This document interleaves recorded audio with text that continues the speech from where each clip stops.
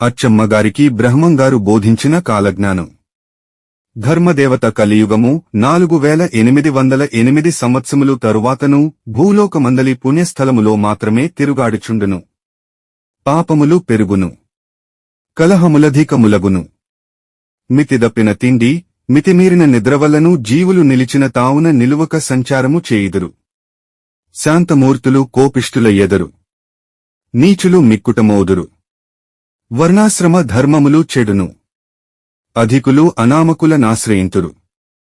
రాజులు రాజ్యములను విడిచి నీచపనులకు పాల్పడి దేశములందు ద్రిమ్మరులగుదురు. కులధర్మములు అడుగంటును, జాతి సంకరము కలుగును. కలహములచే కొట్టుకుని కొందరు చత్తురు.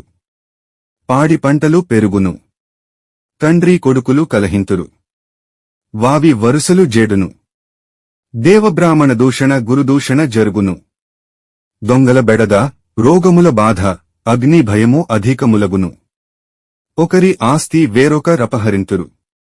వన్యమృగములు పల్లెసీమలు చేరును.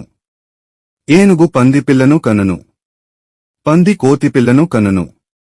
వేశ్యల వ్యామోహముచే దరిద్రులగుదురు. వేదము మాలలు నేర్తురు, చోళమండలము నశించును.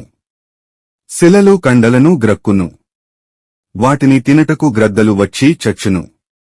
ఆ చచ్చిన గ్రద్దలను పట్టుకుని ప్రజలు పిచ్చిగంతులు వేయుదురు.